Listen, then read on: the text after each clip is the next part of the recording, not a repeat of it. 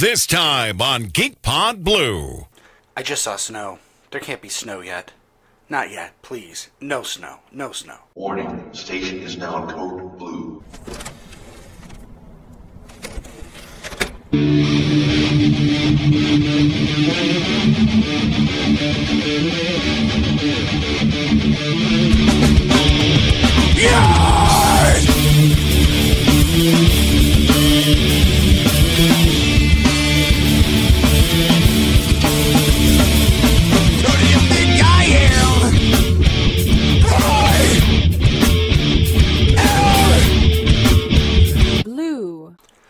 Hello and welcome to this edition of GeekPod Blue. I am your host Hugh, and I am sad that Halloween is over. Now, I want to thank everybody for allowing me to take a week off last week. Not like you really had any choice in it, but it certainly was a busy week for me. Between Halloween and getting ready this week, my daughter has a talent show, and of course, GeekPod is going to be covering the premiere of Transformation at the Palace Theater, which we'll be talking about a little later. Just so much going on, I did not have time to sit down and put a show together. Luckily, today I found some time, and we're going to put this out a little bit early because, you know, we're going to be at the aforementioned premiere on Thursday when I would normally release the show. So you guys are going to get some GeekPod Blue early this week, or is it late for last week? Who knows? Anyway, what's on my mind is the holiday season. They are upon us, and the holiday that we just said goodbye to, Halloween. I'm so sad that Halloween is over, and I wanted to tell you a little bit about my Halloween. Rather than spend time researching some creepy story or having to do a whole lot of notes, I'm just going to talk about shit that happened last week. This is going to be an easy one for me. Anyway, as everybody knows, we like to decorate and, go right to the boards with all of the decorations, and we had a pretty good setup this year. It was a little frustrating, though, because all of the wind in October knocked our decorations down about 7 times, so the day of Halloween, I had to go back out there and reconstruct the graveyard yet again. It was incredibly irritating, but hey, it happened, so got everything put together. I had the day off, luckily, and I had the time to do it, and then we finally went trick-or-treating. Now, it's always kind of sucked that the Halloween spirit is so lacking in our neighborhood. There is a couple down the street who always dresses up and decorates their house nicely, definitely more modestly than we do ours. But they usually, have some kind of a costume. This year we knocked on the door, and the girl was dressed as Little Red Riding Hood, and her big dog was the Big Bad Wolf, which I thought was kind of clever. But everywhere else, there just wasn't a whole lot of Halloween spirit. Nobody bothered decorating. Lots of lights were off. Very, very few houses actually give out candy. The only reason we can get away trick-or-treating in this neighborhood is that, Avery is little and she does not require a whole lot of candy to think that she got a huge haul. But if a more experienced trick-or-treater was to try trick-or-treating in our neighborhood, they would be very disappointed with the amount of booty they came home with. And by booty, I mean candy, not the other kind of booty. That may happen in other neighborhoods, but not ours. Now, there is this one cool house a couple streets over. Actually, it's a cool house on what we call the Cool House Street because it's a dead-end street. Well, I shouldn't say exactly dead-end. At the end, there's a staircase that goes down to another road, which is kind of cool in and of itself. But for all intents and purposes, it ends in a cul-de-sac. And all of the houses on this street, it looks like rich people live there. They're all really cool, nice houses, interesting architecture, and it's my favorite street in the area to walk down. So we checked it out last Halloween thinking, hey, this is probably going to be great. Only a couple houses even were giving out candy, which is super disappointing considering those are people with money. But there is one house that actually does decorate, and last year they had full-size animatronics and everything. Definitely spent some money on this stuff. So we consider that our competition in the neighborhood. And this year we went by, and I actually think that we might have won this year because last year we definitely didn't. But they had their animatronics out, but everything was kind of collected under a pavilion or a pop-up tent, probably because of all the rain, and they didn't want everything to get ruined. So it wasn't set up quite as interestingly as it was last year. But still, it was awesome to walk down there. Avery was scared of the animatronics. She didn't want to walk by them. It was like, and stuff. But, it was still really cool. Definitely my favorite house to go to, but I think that we actually won this year, which was kind of cool. Now, we also had some very interesting trick-or-treaters, or some interesting experiences while we were passing out candy after we took our daughter around the neighborhood. Now, I wish I had been out there for this, because as you guys know, Halloween was, ridiculously cold. It was freezing. And so my wife and I are sitting out there, just shivering, because it's so cold, and we don't get a lot of trick-or-treaters. I mean, we maybe had 10 or 15 this year, which we were hoping for an increase over last year, but that's about the same. At one point, these 3 boys came up on the porch. Now, unfortunately, I had gone in the house to make us some coffee because we were so cold. So I completely missed this. I wish I'd been out there. But they come up on the porch, and they started giving my wife a hard time. They go to reach for candy, and she says, oh, you got to say trick or treat. The one kid says, well, I think maybe she wants a trick based on how her house is all decorated and stuff. Until the other kid sees, wait a second, they're giving out full-size candy bars. They all stop and go trick or treat. And she tells me this afterwards. I'm like, those little bastards. You should have given them the small ones. I wish I'd been out there to mess with them, though.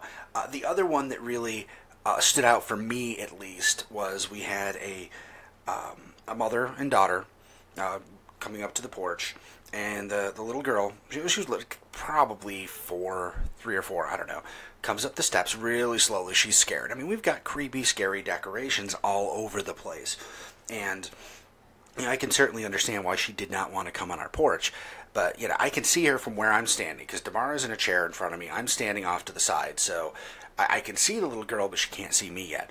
And she's going slowly, but she's doing it. She's got a scared look on her face. She gets up to the top of the stairs, starts to come around the corner, and sees me and starts to freak out. It was actually me. Wasn't the decorations, wasn't the creepy reapers, the giant skull-faced demons, the skeleton dogs, or any of that stuff. It was me. Of course, my wife goes, oh, that's just my husband. Don't worry about him. He's harmless. I was just like, man, I cannot believe all this money we put into this Halloween decorating, and I'm the scariest thing on our porch. I guess I shouldn't be surprised. But, I mean, those were the highlights of trick-or-treating on Halloween night. The next day, I followed our normal ritual of going to the Spirit Halloween store to buy stuff at 50% off. Our neighbor actually gave us some money this year, because usually she gives us some gift cards at Christmas time. It's our Christmas present, to go out to eat. And she courted me earlier in the week and said, hey, I have something for you, and gave us an envelope and said, listen, this is, part of your Christmas present.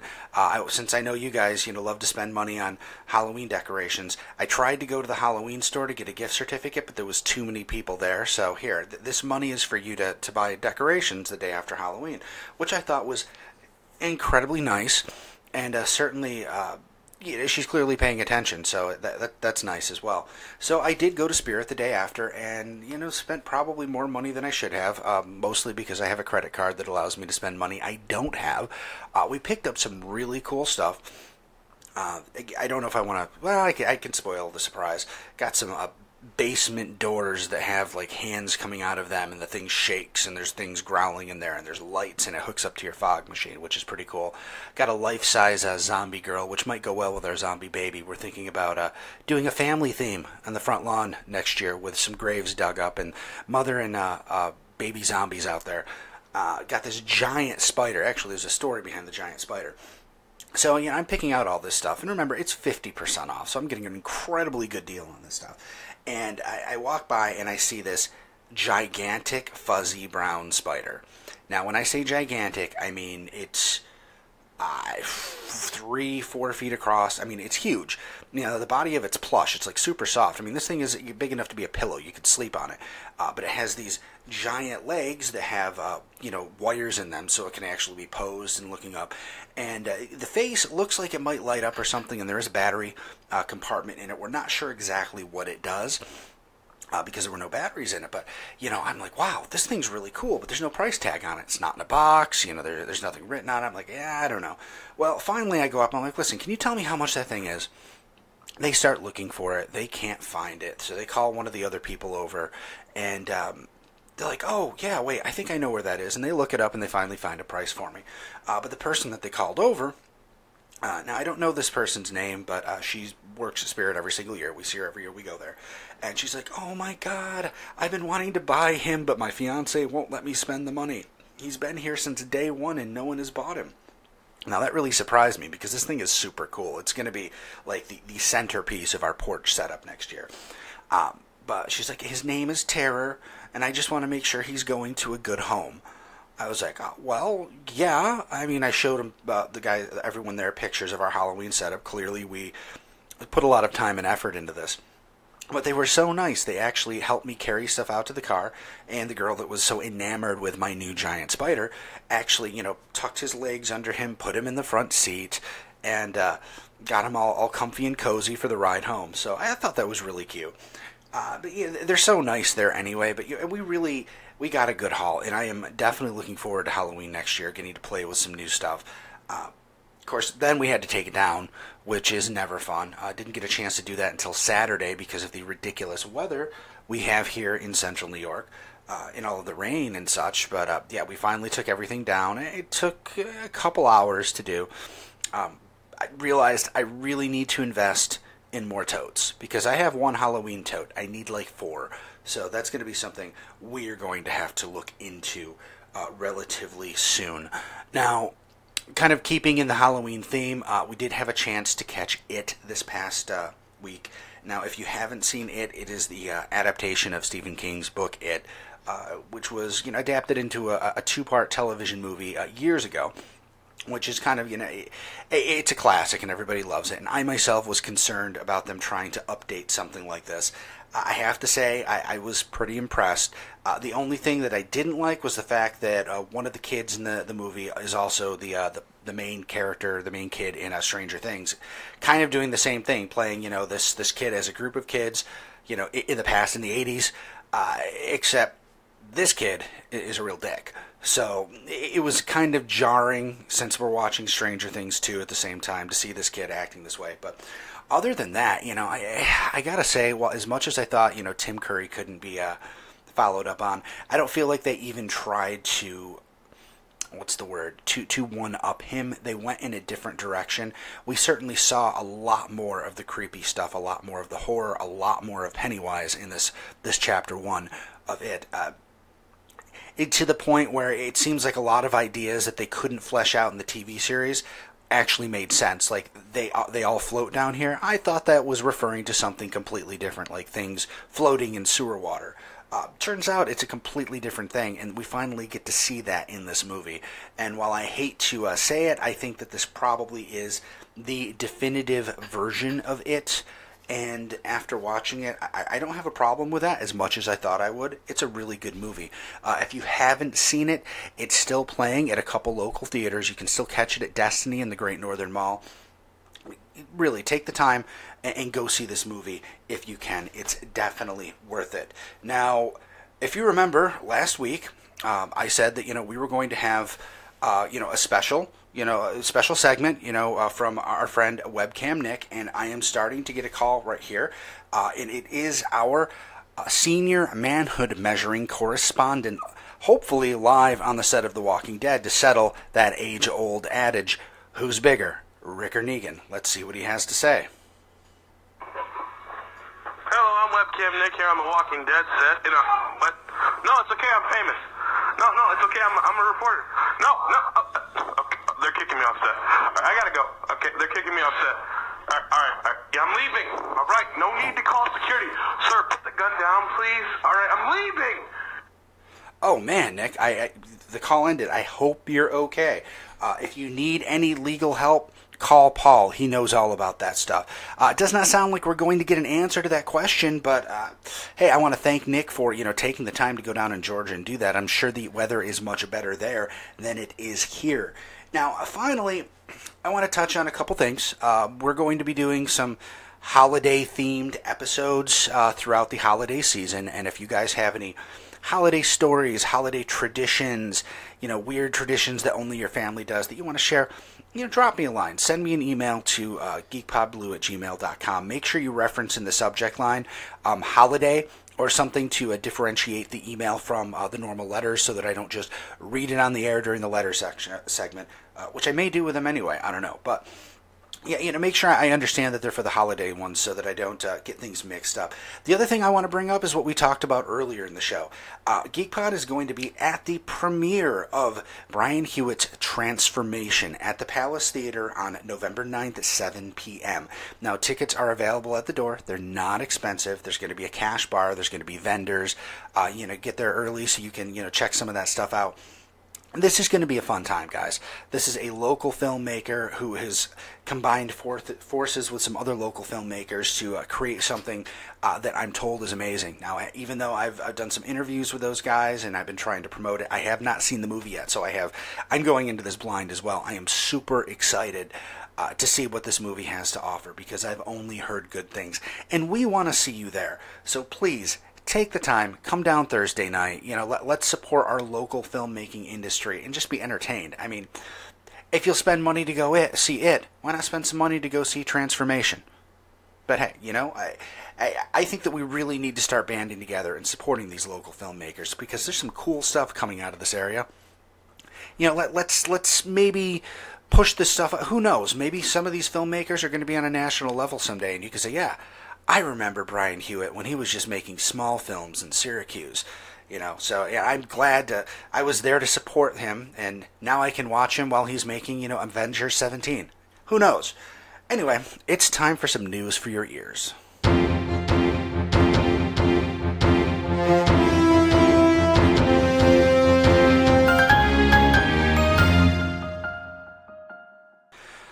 Okay, and we have a hold on, I'm getting a text message. Text from Paul, everybody loves to get text from Paul. Text from Paul, everybody loves to get text from Paul. Show wins. So let's see what Paul has to say today. It says, hey buddy, remember when we were in Buffalo at that convention and we went to the ice bar and we whipped out our wangs to see whose was bigger and you won? Yeah, I don't remember it like that either, haha. Well, I think that was a little unnecessary, Paul. Text from Paul, everybody loves to get text from Paul. Text from Paul, everybody loves to get text from Paul. Show wins. Now that we've robbed Nick of ever having the chance to solve that mystery, let's move on to the news. Now, there is a ton of news this week, and most of it is surrounding the Justice League movie that's going to be coming out soon. So I tried to put this all together, bear with me, because this stuff's coming out by the hour. Now, apparently, the budget has been revealed. It came in at around $300 million, and the movie is going to run just under the 2-hour mark. Now, part of the reasoning behind this is they need to make a lot of money on this movie, given the budget. And giving it a sub-2-hour running time means that they can get more showings into the theaters and hence make more money. Now, I'm not sure that it's a good idea to make your editing decisions based on how many showings you can get per day and how much money you can make. But certainly that's got to be a concern for Warner Brothers, considering they've almost had to make this movie twice, it seems, between the original expensive movie that Zack Snyder made and then the reshoots that Joss Whedon has made. Jason Momoa has confirmed that there will be an end credits sequence. It's going to be after the credits. You got to sit there for the whole thing. He says that he had almost forgotten about it, so that leads me to believe that this is something that Zack Snyder put together, and who knows, this could be a reveal of Darkseid, or maybe Hal Jordan, or some other thing that we're expecting to connect to Justice League to set up Part 2. Now, test screenings are going surprisingly well for this. They're actually close to Wonder Woman's test screenings in audience appreciation and what they're saying about the movie.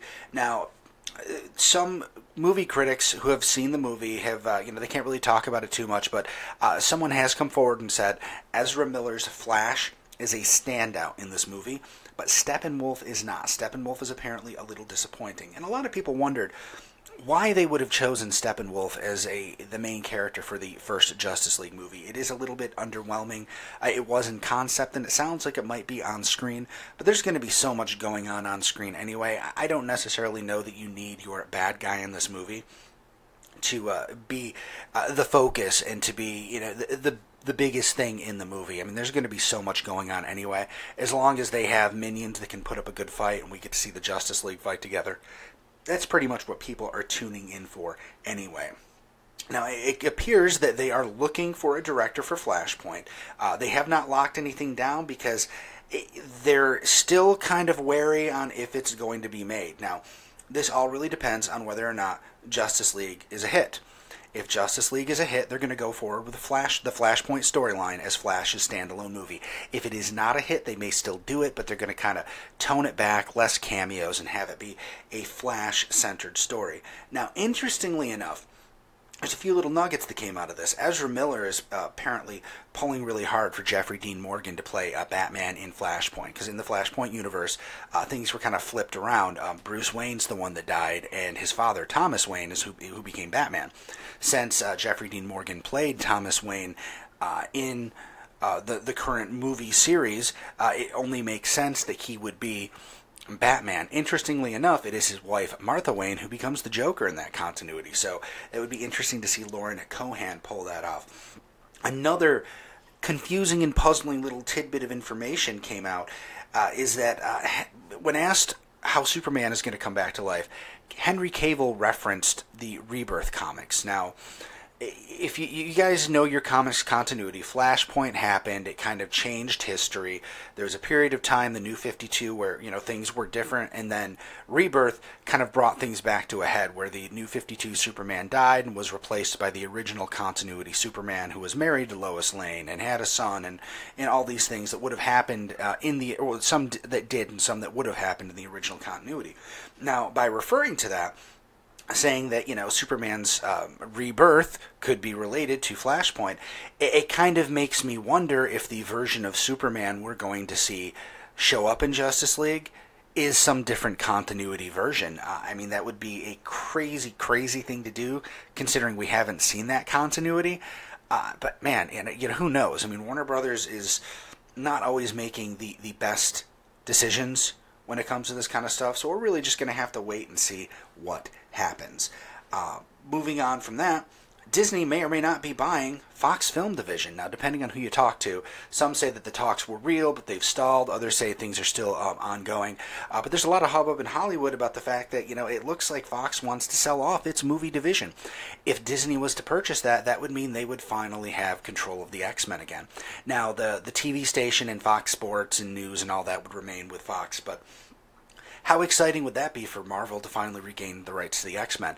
I just wonder, is it too late for that? Can they still fold the X-Men in now, having so much of Marvel Universe history having gone by already? That would be challenging, to say the least. I'm sure that they could figure out a way to do it, but I guess it wouldn't be the perfect Marvel Cinematic Universe we all dreamed of before we actually got a Marvel Cinematic Universe. They would certainly have to change some things to make it all match up. Moving on, Wentworth Miller is apparently filming his final entry in the Arrowverse, and that does make me kind of sad. Apparently he is going to be done. He's filming an episode of Legends of Tomorrow, and then that's it. He will no longer be playing Captain Cold. I'm not sure why they're making it so final, because, they already killed Captain Cold once, and he's back, but hasn't been resurrected from when he died, so they can pretty much do anything they want. The only thing that makes sense to me is that for some reason he does not want to play the character anymore.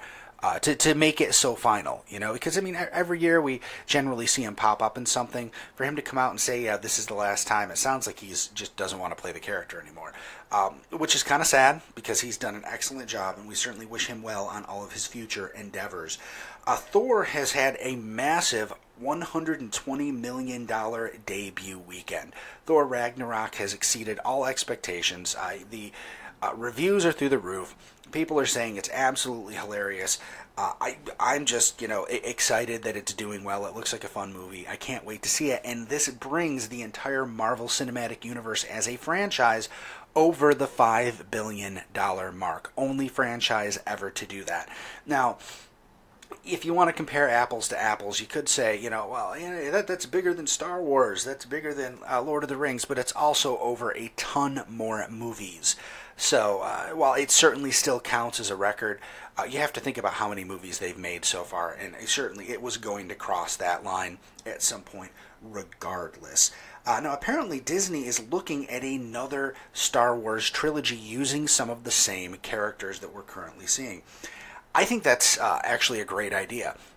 We have two distinct trilogies that have a little bit of crossover, but not a lot. It'd be nice to, every single trilogy doesn't have to focus on a new generation of heroes or Jedis or characters. It would be nice for them to just continue the story. I mean, it sounds like they're sticking with the trilogy idea. I mean, now that Star Wars is a regular thing, they really don't have to do that. They can just keep making movies. But if they want to kind of contain things in trilogies, I mean, I can understand that. It gives them good jumping off and jumping on points. It gives them good places for characters to leave and new characters to come on. But it's also nice to see that they're going to kind of move forward with the characters they have. While we still haven't seen the second entry in this current trilogy, I am excited by the fact that, we may still be seeing these characters for years to come. Finally, and I'm not making this up, cake-flavored Pepsi is coming to Japan. Now, if you guys don't know this, they do a lot of crazy flavors of Pepsi in Japan. They do crazy flavors of everything in Japan.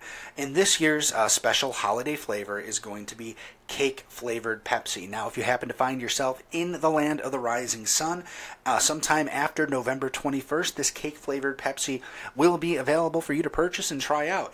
Now, I know some of you out there are going, oh, that sounds awful. I don't know. I think it sounds kind of interesting. I mean, I like birthday cake ice cream. I like cake. So why wouldn't I like cake-flavored Pepsi? I mean, it's all just sweet stuff anyway. But hey, that's just my opinion. Your mileage may vary.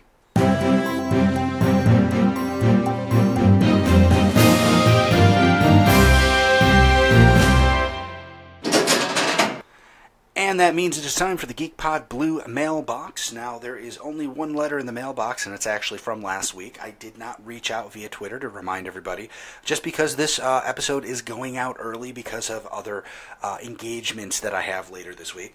So our question is from Nick Mormon, Webcam Nick, who we heard from earlier today. I certainly hope he is okay. Nick says, text from Paul are the best. Hope you had a good Halloween with the family. Well, I certainly did. They said that Iron Fist is going to be in Luke Cage, so do you think we'll see any Defenders in Daredevil Season 3? Well, that's an interesting question, because Daredevil Season 3 is supposed to focus on the Born Again storyline, or at least that certainly seems like what's going to happen. I could see them keeping it focused on Daredevil, but considering they kind of want to keep synergy going, I could also see them throwing in some other supporting characters, just to keep people thinking about these other characters. I really don't know, Nick. I almost, and maybe this is just me, but it kind of feels like while Daredevil happens in the same universe, there's not a whole lot of crossover in the Daredevil shows itself. He may show up in other shows, and in some other shows, there's lots of crossover. In Luke Cage and Jessica Jones and Iron Fist, but not so much in Daredevil. I guess, I don't know. We'll see what's going to happen. I could really see it going either way. Next, he says, also, if this ticket price thing sticks, I'm never going to the movies.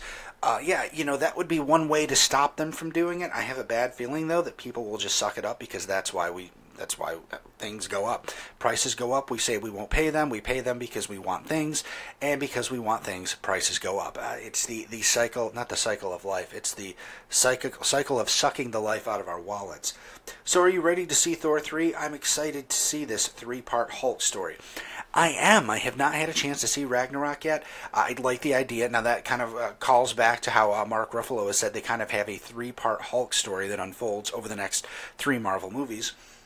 I think that's kind of cool. It's a good way to handle the character, especially since they're not able to make a solo Hulk movie due to the rights issues with Universal. Given that they can still use the character, though, that's a good idea. Also a good idea because Hulk is a difficult character to write for, and considering half the time he doesn't have a whole lot of intelligence, I mean, that might be different in Thor Ragnarok from what we've seen.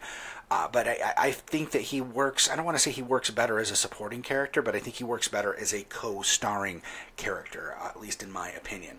And finally, Nick says, and I don't know about you, can we get a normal companion in Doctor Who? I'm so over the companions being so important. Let them be humans on a trip with an alien.